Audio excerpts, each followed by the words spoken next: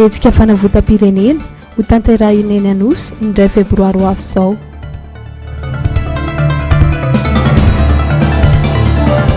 Mpanolontsaina team CUA tsy hiara samby ny tanàna hijoro mpanohitra anatiny.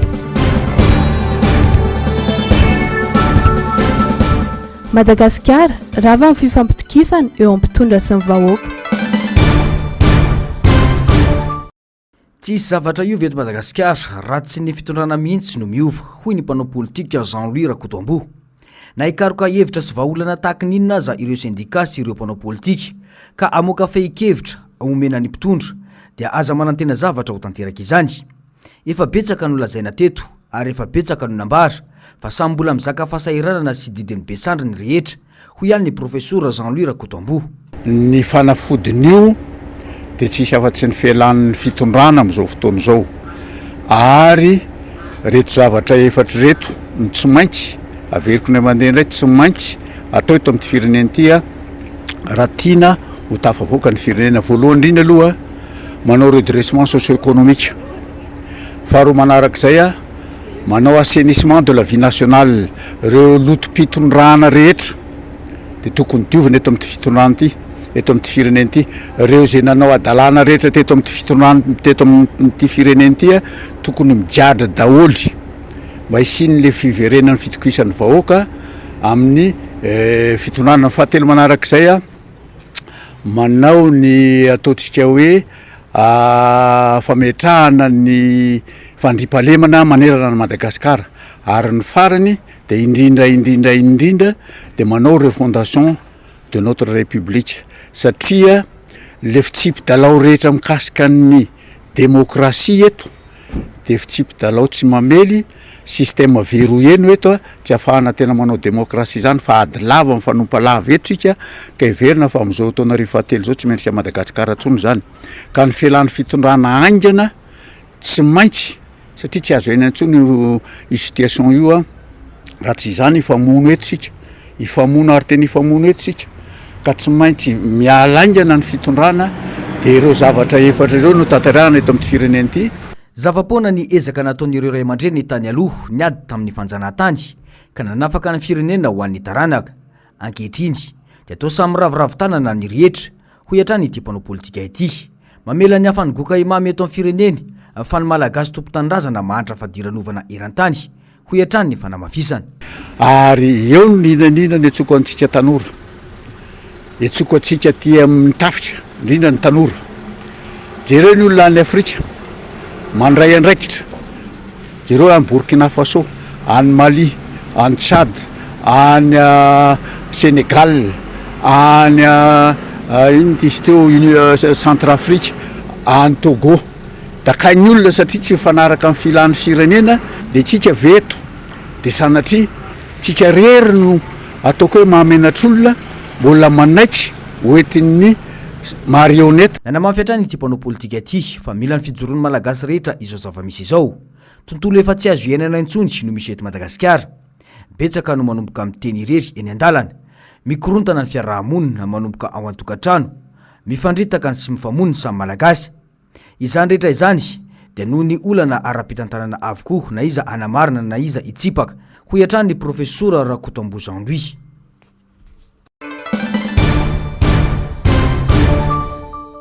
Maraina androany tokony ho tamin'ny herinora sasany efa voadidina miaramila ny trano Roland Ratsiraka, kandida ben'ny tanàna tao Tomasina tamin'ny fifidianana farany teo. Dradradradraina mahatany tandalana sy manaja ny demokrasia amin'ny Madagasikara hoy ity solombavam-bahoaka ity, kanefa dia mijanona ho teny ihany izany. Tsy misy ny fanajana, ny lalàna fa teritery sy tsakatsakana no misy, hoy ny fanazavana. Anao maresaka demokrasia, anao maresaka tany-tandalana. Demokrasia ve ny olo tsy mahazo miteny, demokrasia ve ny olona tsy mahazo maneho ny hevitra. Agnatin'ny constitution, agnatin'ny lalam-panorenana dia mazava, mahazo mandeha anao, manana liberté de déplacement olona rehetra, mahazo miteny anao, mahazo miteny izay tianao teneny. Zany agnatin'ny constitution. Za solombavam-bahoaka tsy navela voaka ny trano. Ianao ihany mahita an'izany normal. Za solombavam-bahoaka enjegna atao tany rehetra andehanana dia asiagna polisy gendarme. Zany firariny zany. tsy mahazaka amin'ny marina ny fitondranan-kehitriny ho iatrany ny fanamafisana. Ny olona manao marina trano no voaentsika raha ny eto Madagasikara kanefa dia ny ariary itapoky itam-pirenena ny alabato ny tranga tamin'ny fifidianana be ny tanàna farany teo. Raha tsy haivony dia tsy vao izao no nosakanana sy nampitahorina toy izao i Roland Ratsiraka fa faran'ny herinandro teo dia narahan'ireo mpitandro filaminana ny tenany ary nodidin'izy ireo koa ny tranony ka tsy afaka mivoaka ny tenany raha nikasa hamory olona tao Toamasina. Raha mbola ny sakatsakana sy ny fampitahorana toy izao hatrany no ampanjakana eto amin'ny firenena dia tsy ahagaga raha mbola hiemitra hatrany i Madagasikara ho ihany Roland Ratsiraka. Mazava be fatapoko fatapirenena alabato nataonareo zay zany tsy manjary sa nareny tsy manjary zay nga nangalabato impiry zany latsiko fidina tsy ary nangalabato nanday indray mandeha fa ty alatra hita flagrant délit nataonareo miaraka amin'ny lehibe ny fokotany sy ny sisa dia zany ny hoavin'ny Madagasikara asehonao dia anao hiteny démocratie anao hiteny milamy Madagasikara anao hiteny mandroso Madagasikara sisy raha manjary. Tsy hainao dikan'izany hoe valeur républicaine zany, tsy hainao dikan'izany hoe soatoavina républicaine, tsy hainao ihany koa dikan'ny soatoavina kristiana. Mandeha ny resaka sy ny tsaoeriky ny tambazotra sosialy fa hiara-iasa amin'ny be ny tanàna n'Antananarivo izay napetraka hitantana ny tanàna ny mpanolotsaina avy amin'ny tiky Madagasikara. Nandiso izany Clémence Rarnirina ary nilaza mazava fa tsy mpanolotsaina ny be ny tanàna izy ireo fa kosa mpanolotsaina ny tanàna n'Antananarivo ka tsy mieritreritra ny hiara-iasa amin'ny be ny tanàna lany tamin'ny Osika Velively. Io mitovy amin'ny any solombavam-bahoaka ihany. Zay ny raha mpanolotsaina ny tanàna dia natao anaramaso hitsikera anatsikafona ny zavatra tsy fetezana rehetra amin'ny fitantanana ny tanàna Antananarivo. Zay no ametrahana anay eo amin'izany conseil municipal izany akoatran'ny hoe fandiniana izay zavatra alefa eo anatrehany izany tanàna n'Antananarivo izany. Zany no asa sy andraikitra akinina mpanolotsaina ny tanàna. Zany hoe ohatrany hoe karazana solombavam-bahoaka kely eo anatin'ny tanàna zany zahay sady mieniny fitarainan'ny mponina mitondra an'izany ary amafisiko hoe manaramaso mitsikera manatsikafina ny zavatra tsy mety ataon'ny mpanatanteraka. Zay ny asanay. Ny asanay tsy hoe hiara-iasa amin'ny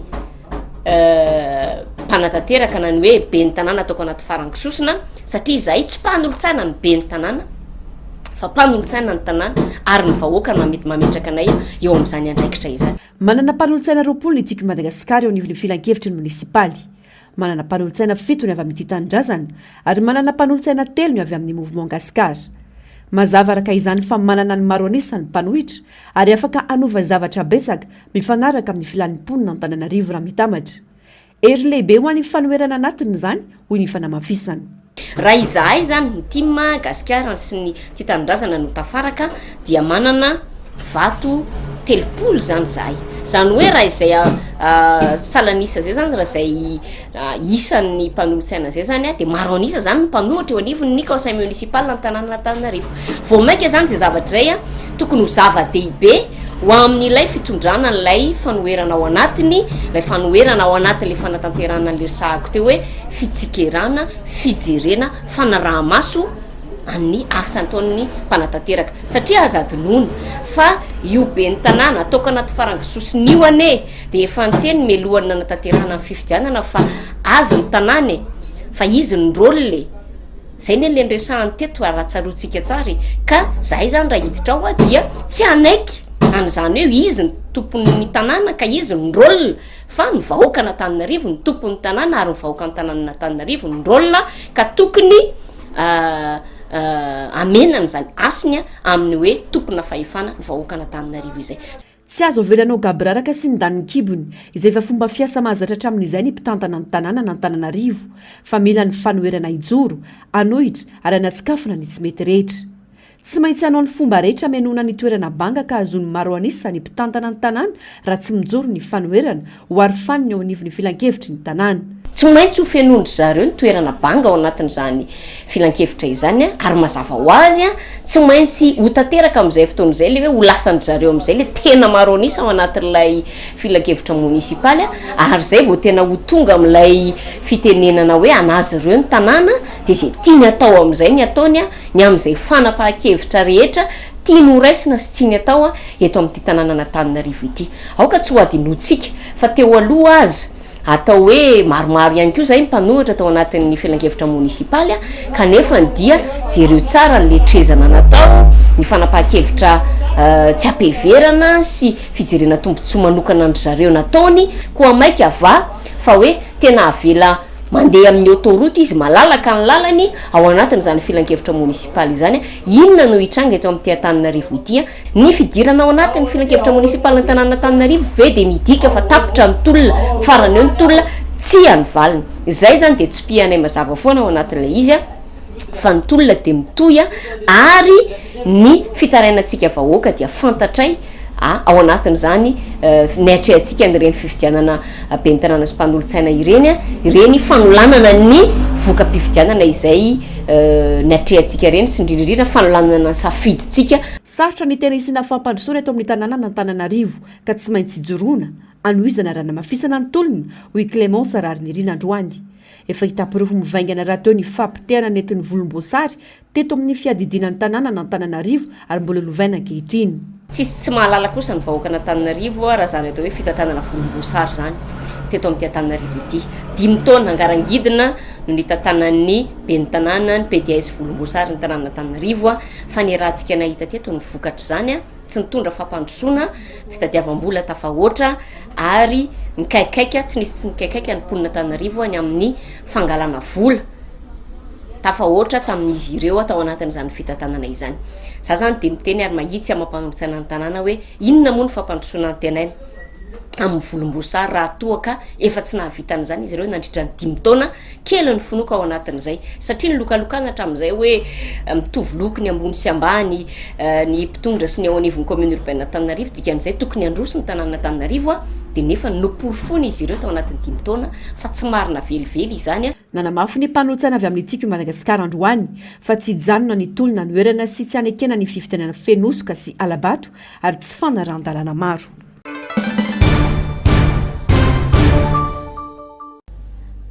Ny toy fitokonana nataon'ireo vahoaka ny commune ambanivohitra Andohany Ilaka ka androany tsy mankasitraka amin'ny fanafonana ny vato tamin'ireo birao fandatsaham-bato 20 izy ireo araka ny didina voaka ny fitsarana miady amin'ny fanjakana tahory fitoriana napetraka ny kandida akaiky ny fitondrana tezitra arak'izany ireo vahoaka ka nilanja sora-baventy teny Andalambe nanehoany tsy fahafaliam-pony ankoatr'izay dia nanidy varavarana koa ny ankamaroan'ireo tranombarotra ao atoerana.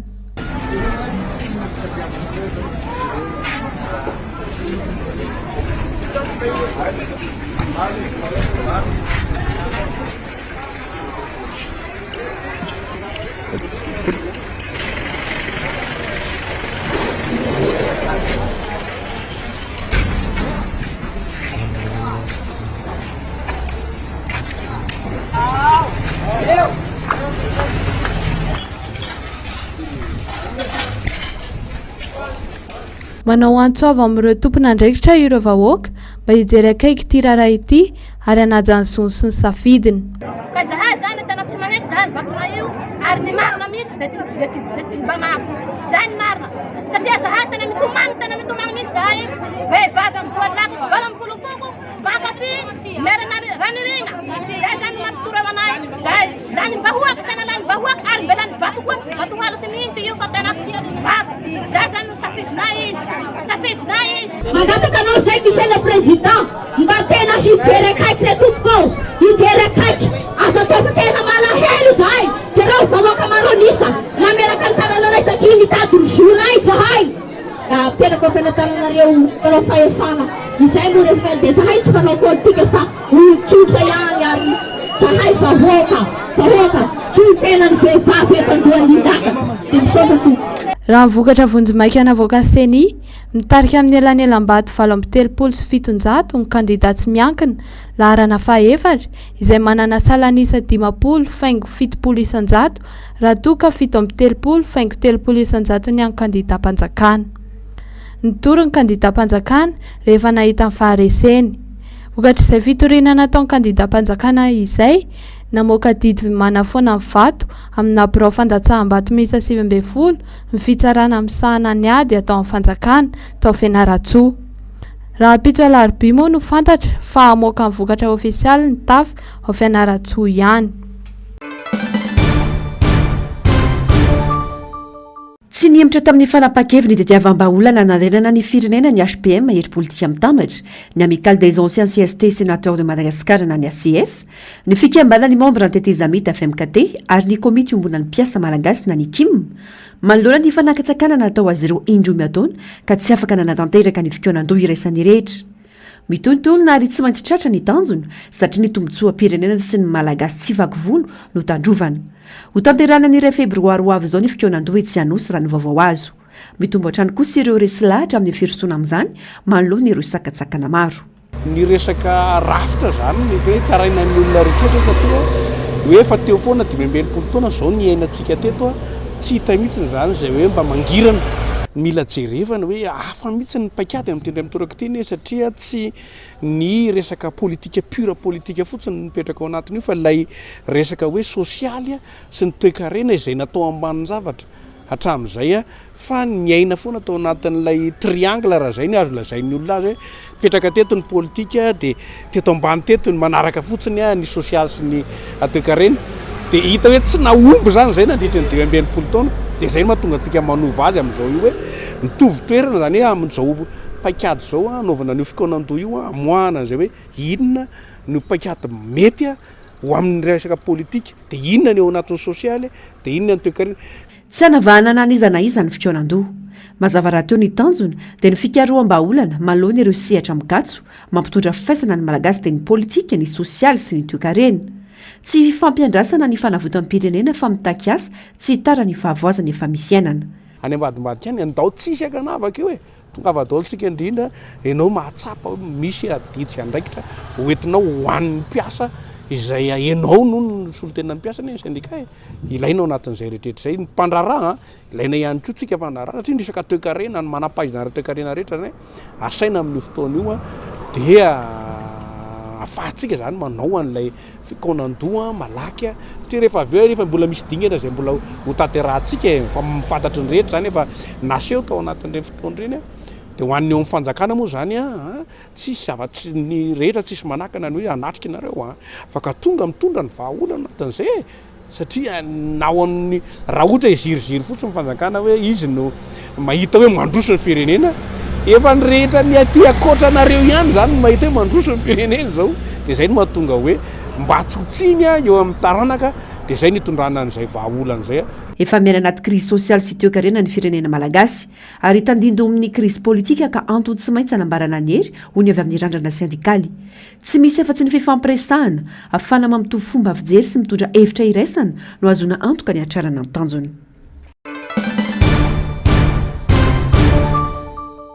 Tsy vaovao ary tsy mahagaga intsony ny fihetsiky ny mpitondra manoloana ny zava-misy ankehitriny fa ny amin'ny vahaolana tahaka ny elatra sisa no entiny sehosehoana.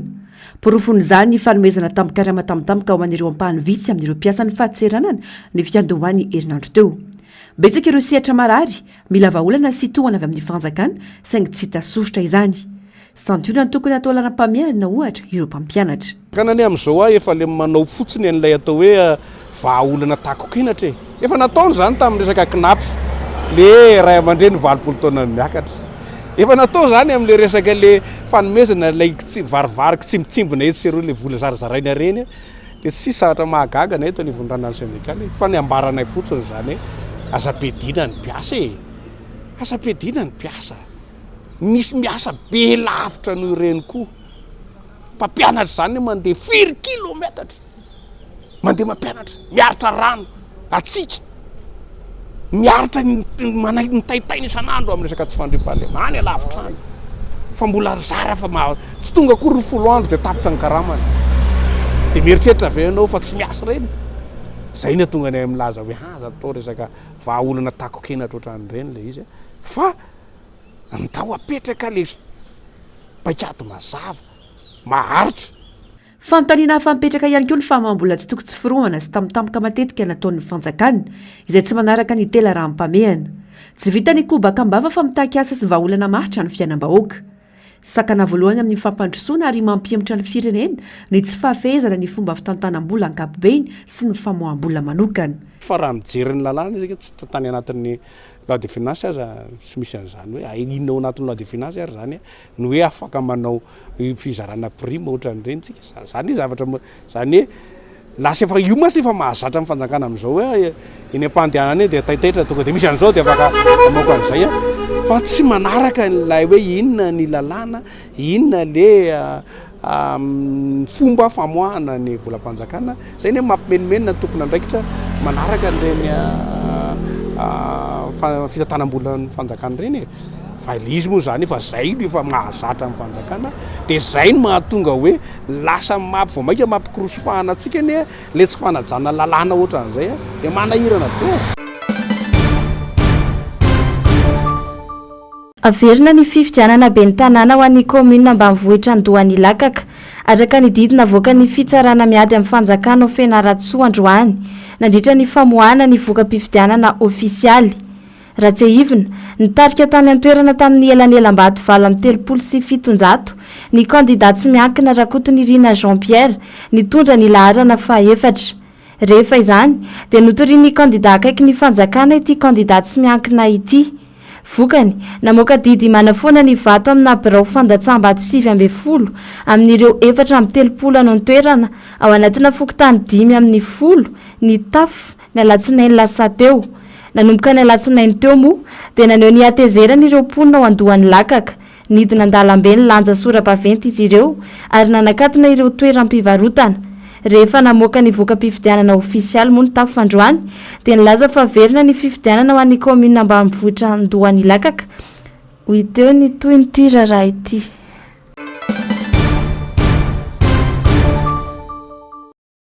Hatramin'ny 300 ny asa fampandrosoana eny fotony no sahany ny vola miditra amin'ny alalan'ny etra-tany sy ny etra-trano na ny IFPB araka ny fanadihadinina raha ho an'ny komina Taratamaty. Arisarisa nefa izay asa fampandrosoana raha ny fanapahan-kevitry ny fanjakana amerina ny etra any amin'ny Foibeketra. Ny teti-bola natokana ho an'ny fampandehanan-draharahara teo tsy azo ahodina na afindra amin'ny zavatra hafa ho ny fanamafisana. Fasahiranana ho an'ny komuna ny ho vokatry ny fanapahan-kevitra iny ary tokony mba hisy fanadihadinana natao ho ny aloha teny anivon'ireo vondrom-bahoaka paritra itsinjara-pahefana ho hatrany ny fanazavana. Adihadina tsara satria mazava ho azy fa tsy maintsy misy fiantraikany ety amin'ny teti-bolan'ny komuna le izy. Raha ho an'ny Talatamaty manokana dia any amin'ny 300 budget ihany ny FPB.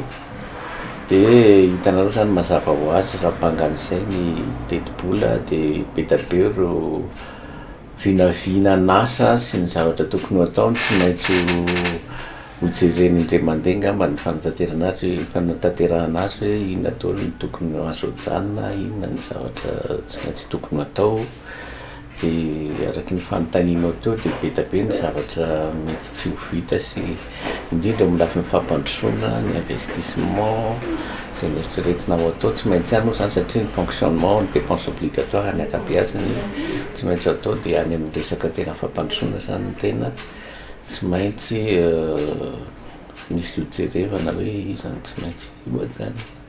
Atreto dia tsy mbola misy taratasy toromarika avy any amin'ny fitondram-panjakana momba ny fanapahana no laniny ny antenimera fa ho raisy ny fanjakana avokoa ny etra eny anivon'ny komuna. Mbola tsy misy fivovana izany fa raisy ny komuna antanana aloha ny fakana ireo etra atreto ho hatrany ny fanazavana. Le fitakiana azy hoe zany mbola ny komuna mitaka azy sa mipetraka tanteraka amin'ny fisika ihany koa fandaminana rehetra tokony mba hampazava tsara an'le raharaha. Tamin'ity aloha zany satria mbola tsisy tena taratasy tonga taty amin'ny komuna fa dia resaka filasambaovao sy ny anina ireny nahafantarana azy dia hatramin'izao mbola tsisy instruction tena midina na avy any amin'ny distrika na avy any amin'ny anina hoe tena miandry io zavatra io dia mba tsy averin'ny volam-panjakana aloha dia raisina ihany ny olona zay tonga mandoha vola mandoha ny etra io. Satria raha ohatra hoe tena izay dia azo atao mandamina ny compte foana hoe ity vola tany ity tokony andeha ariva. Ankoatra ny etra-trano sy ny etra-tany dia fampidiram-bola ho an'ny komuna ny etralohan'ireo orinasa eo anivon'ny komuna ary ny abatsena. Raha ho an'ny komuna kelikely noho izany dia ho sahirana manoloana io fanapahan-kevitra nataon'ny fanjakana io satria tsy maintsy misy zavatra ajanona eny amin'ny komuna hoy ny fanazavana.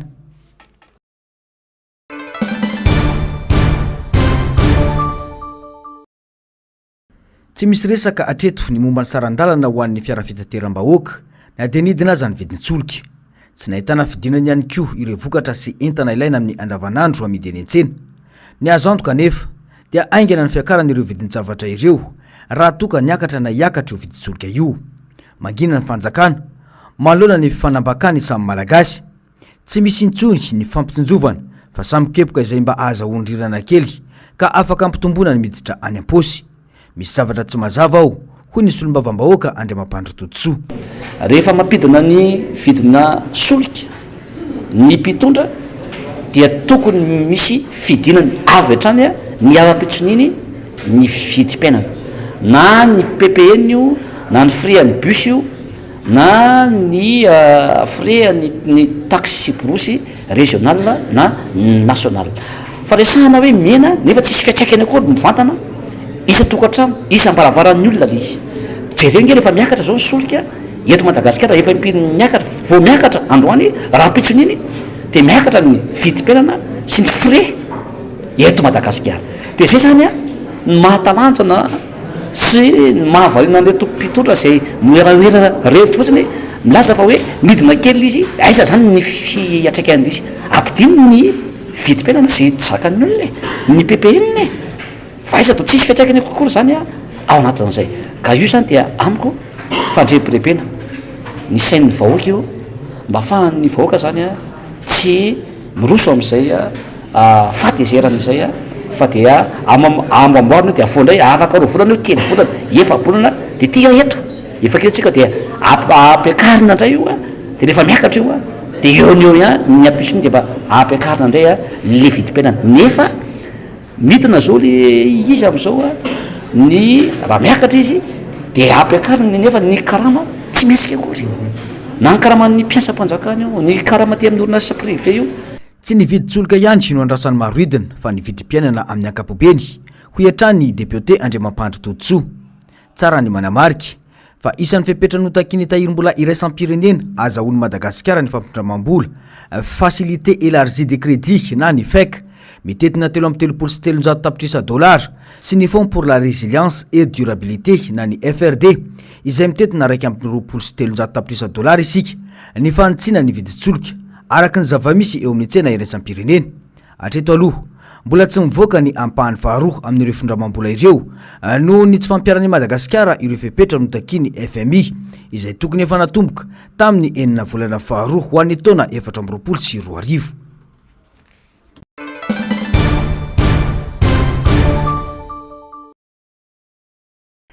Isan'ny paikady ahafahana amin'ny firenena iray ny famotehana ny fanabeazana ao aminy. Izany no zava-mitranga eto amin'ny firenentsika ankehitriny, hoy ny mpampianatra eny amin'ny ambaratonga ambony Andriamampandry Totosoa androany. Tena latsaka ankaterena sy tadindomindozany fampianarana eto amintsika, hoy hatrany ity mpanabe no sady solombavambahoaka ity. Député misa 320 amin'ny 390 am'zato ohatra no nandany lalana amin'ny feny ny fampianarana na ny loi d'orientation des systèmes éducatifs à Madagascar izay efa nanaovan'ireo mpisehatra amin'ny fanabeazana fanambarana. Tsy ho avitra isika raha toka mbola ny fanabeazana no atao ambany zavatra, hoy hatrany ny fanazavana. Ny fanabeazana moa zao dia inina abadona mihitsy izanaka malagasy amin'izao fotoana zao mba ahafahany tsy misaina sy tsy malala tsony ny zavamisy ary ahafahan'ny malagasy sy ny tanora tsy mandray andraikitra tsony fa dia hopitehana mihitsy ny fanabeazana eto Madagasikara. Dia zao zao dia zay niherin'ny bizina, niherin'ny vola zany zao no manjaka eto Madagasikara na dia tsy nianatra zany ianao dia bizina no atao amin'natao izy dia zany dia miteraka zany fa tiantoka ho an'ny olona nianatra. Nefa itsika raha hitondra fiarahamonina, hitondra firenena, raha te hivoatra ny fiainantsika sy ny fiainan'ny fiarahamonina sy ny firenena dia tokony ampianarina ny vahoaka. Vokatry ny fanabeazana sy ny fampianarana avokoa izao fisavoritahana ara-piarahamonina misy ankehitriny izao. Isan'ireo antony mampihembotra ny firenentsika ho any amin'ny fahantrana ny resaka fanabeazana sy ny fampianarana. Sary fomba fiteny ankehitriny ny hoe aleto tsy mianatra fa tonga dia manao politika raha te hanan-karena satria izay no taratra eto Madagasikara. Na fomba fisaina nge zao efa mirefarefa amin'ny tany noho ny inona noho ny hoe tsisy zany hoe fanabeazana ome ny mpitondro zany ny mpitondro nke dia manabe ny vahoaka na ny kolotsaina mahaisy atsika zao de mba pitehana daholo zany zao am'izao fotoana zao zany hoe tena pitehana mihitsy zany izay fampianarana izay eto Madagasikara ahafahan'ny vahoaka sy ny zanaka malagasy zany tsy hanao zavatra tsy havita zavatra tsy hatsanana an'izany hoe saina tia karakarako zany ntsony am'izao fotoana zao ary nijerijerevantsika fa ny any andraikitra ambony rehetrarehetra ary de olona zara fa nahita fianarana no apetraka amin'izany toerana sy ny andraikitra zany dia tsy mahagaga isika raha miembotra foana fanapa-kevitra hafahafa foana no atao anatin'ilay izy fanapa-kevitra tsy manaraka amin'ny lojika ntsony no raisina am'izao fotoana zao zany dia tsy mahagaga isika raha mianatra miembotra fa ny mpitondra dia manankarena fa ny voaka malagasy zay maro anisa zany dia mikorosofahana ny fiainany am'izao fotoana zao. Tapitra ny fampiarana ny plan sectoriel de l'éducation na ny PEC fa ny loi d'orientation du système éducatif à Madagascar na ny LOSEM no ampiarana manomboka eto miteraka resabe eo anivon'ireo mpisehatra amin'ny fanabeazana nefa ny LOSEM mila fizana manokana sy fanadiadinana lalina ny lafin'ny fanabeazana eto amintsika fa tsy potehana toy izao.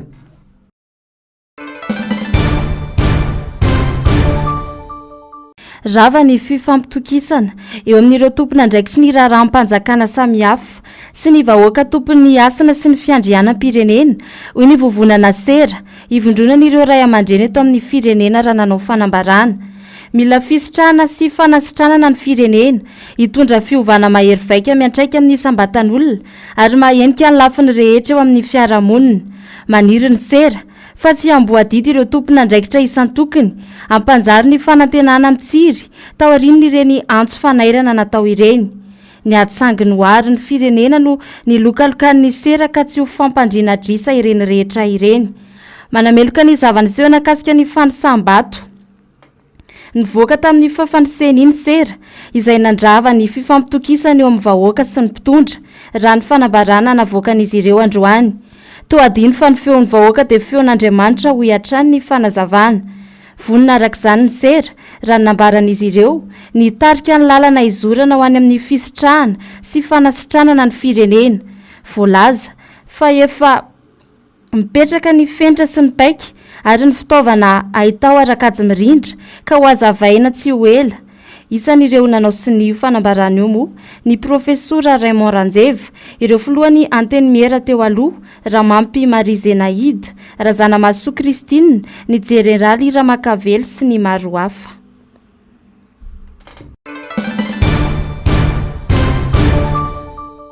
Tsy ampy ny famokarana herinaratra ny andekaleka miamena ny avy ny todra ny mpamokatra herinaratra indrindra ny any andekaleka mamatsy ny tamazotra iraisana Antananarivo hatrany Antsirabe, Soavinandriana Itasy sy ny maro hafa raha ny fampitambavaon'ny Jirama.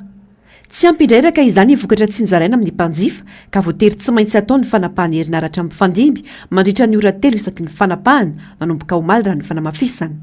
Faty antoka fa potehana ary fahasahiranana sady no mbia ao an-tsain'ny tokantrano maro voatapaka anjiro. Simba ny fivelomana, potika ny fitaovana, mitombo ny vola mivoaka amin'ny fividianana solonjiro toy ny lapizia sy ny jiro fanao am-paosy. Tsy mitombona intsony ihany koa ny fanapahana ora 3 lazain'ny Jirama, fa efa tena mihoatra lavitra izany raha ny zavamisy amin'ny faritra maro. Fa mitena ny mpanjifa izay vesara ny fiakaran'ny vidim-pianana ny zavamisy hoy ny fanazavana. Ianao tonga ohatrano ny mpianatra mianatra ny jiro tapaka, ianao tonga hoe ody dia karakara ohatr'izany nefa ny jiro tapaka dia miaina amin'ny maizinao dia ao vidy lapizia aloha le vidy lapizia satria ny tsy manana lapo dépense zay fa dia hoe vidy lapizia dia iny ampiasainao mandrapa vola hafa hita mihitsy hoe hita ny fisongadinany hoe miakatra kokoa ny fandanianao mihoatra amin'ny andavanandro. Adiny 10 aloha adiny 4 dia le stage fotsiny simba mihitsy ny tena ny fiainanako. Ohatra izy hoe mitapaka izy eo amin'ny sivy sasany izy vao miverina. Tena maizina be izy ao anatin'izay fanao vao andeha hetsika tsy nefa midy andeha hividy lapizia. Izay nefa ny zaza manao devoir inona sy ny anona dia tsy tapany jiro tapaka zany tena sahirana nefa ny tisiteo ny anona miakatra ihany ny facture rehefa tonga dia savona be mihitsy nefa ny ao anatin'ny indray volana tapa-bolana ngamba ny enana fa ny tapa-bolana dia le tasy tapaka tsisy fanadinana mihitsy aloha raha amin'ny amina satria efa elany io dia hatramin'izao vao mahay mitombo ohatra. Ary be dia be mihitsy ny zara ilako jiro kanefa le jiro tsy arakaraka ny resaka ny jirama tatatany amin'ny radio le zavatra miseho ohatra zany koa resaka fampiasanao ohatra frigidaire zavatra ampidirana frigidaire zany simba daholo zavatra atao anaty frigidaire anefa vao mahera miakatra ny jirama tsy le sens contraire le zavatra teneny indreo zao zao jireo zao voverina vao zao ndray tapaka raha ko tamin'ny maraina ataontsika raha manomboka 7 heures jusqu'à 11 midi tsy adiny telo tsony angamba zany tsy maintsy mividy labgie anao zay zavatra tsy maintsy misy ny lave de poche moa etsy an-daniny any na raha vao tsy manana labgie sy lave de poche de tsy pointsy satria ny andro maimaizina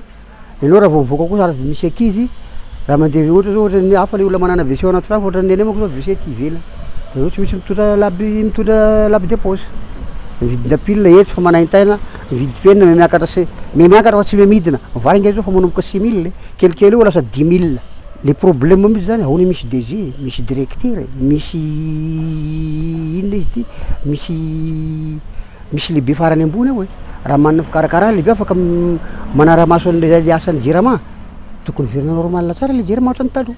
Anisan'ny fepetranapetraky ny tahirim-bola iraisam-pirenena ny ampianana na tsy hanomezan'ny fanjakana fanampiana ara-bola intsony ny dirama raha tiana ho azo ny famatsim-bola fex ny FRD io ihany koa ny fampifanarana ny vidisoloka amin'ny tena vidiny eo amin'ny tsena iraisam-pirenena. Vahaolana maharitra raka izany ho takin'ny mpanjifa tsy hanampitrotraka ny fahasahiranana efa iainana ankehitriny. Kobakambava alaolana ary asa vonjy tavanandro sy fandanim-bola hatramin'izay no natao tamin'ny tsy orinasa mpanjakana ity fa tsy tantaratra hatramin'ny androany iverenan'izany amin'ny laonina ka hitrahan'ny tokantrano malagasy jiro ampy sy mandeha araka ny tokony ho izy. Nanomboka androany ka hatramin'ny alahady ho avy izao dia ho betsaka ny rotsakorana amina faritra maro manerana ny Madagasikara. Noho ny tsioka ny Italia dia ho betsaka izany ho an'ny atitany sy ny faritra afovoany Andrefanosy. Araka ny tombatomba ny fohy be mpamantatra ny toetry ny andro. Nahazo fampitandremana miloko mena ny amin'izay ho fabetsahany rotsakorana izay ny faritra Betsiboka, Analamanga, Bongolava, Itasy, Vakinakaratra, ny ilany Andrefan'ny Sofiary ny distrika Ambatofinandrahana. Fampitandremana miloko mavo kosa ho an'ny faritra Menabe, ny distrika ny Morombe, Beroro ary Ankazoabo. Vokatra izany, mety izy ny fikoritana ny asa mandraran-davanandro noho ny fiandronan'ny rano amin'ireo toerana mora tondraka, ny fiakaran'ny renirano ary ny fiotsahan'ny tany sy ny lalana amin'ireo toerana marefo, raha ny nambarana avy amin'ny sampana mpamantatra ny toetry ny andro ihany, izay manentana ny rehetra mba hanaraka ny toromarika omeny ny manam-pahefana ny fotony. Ny 2 febroary zao, raha tsy misy ny fiovankevitra ny filoha Amerikanina dia hiatra amin'ireo entana ondra ny Kanada ny Etazonia ny habatseranana 520 araka ny didim-panjakana ny soniavin'i Donald Trump tamin'ny andro nanaovan'ny fianianana amin'ny mahafilohan'ny Etazonia azy. Manoloan'izany dia miomana amin'ny fiatrehana izany zareo Kanadianina. Lazy Justin Trudeau omaly fa mbola hodiny hanandatabatra ny zava-misy manohana ny tolo-kevitra mitovy $1 isaky ny $1 ny tenany. Etsy andaniny mampahery Quebec i François Legault ary mampanantena fa hiaro azy ireo amin'ny fomba rehetra. Nandritra izany moa dia nihaona tamin'ireo mpisehatra ara-toe-karena resaka momba ny fiantraikan'ny fanapakevitra Etazonia io amin'ireo indostria sy ny vahaolana azo aroso ministra ny toe-karena kanadianina Christine Frechette. Samy miomana ireo orinasa ho fiatrehana amin'ny fandrahoana Donald Trump. Samy nanana ny fomba fijery moa ireo mpandraharaha kanadianina. Ao ireo mino fa hampiatra io habatseranana io ny Amerikanina. Ao koa anefa ireo mbola misalasala no fifandraisan'ny firenena roa tonta izay efa 10 taona maro. Manodidina ny $10 miliara isan-taona ny fifanankalozana ara-balitra eo amin'ny Kanada sy Etazonia. Telonjato tapitrisa ireo mpanjifa ny vokatra kanadianina ny Etazonia. Arak'izany tsena lehibe ho an'ny Kanada Etazonia. Amin'izao dia miezaka mitady izay ioarana ity olantiry zareo Kanadianina ka mikasa ny trandraka bebe kokoa ny tsena anatiny. Ao anatin'izany ohatra ny fandravana elanelany eo amin'ireo fanjakana federaly satria manodidina ny $900 arekarena ny Kanada, izany hoe $730 tapitrisa androany ny fifanankalozana ara-barotra eo amin'ireo faritany any Kanada.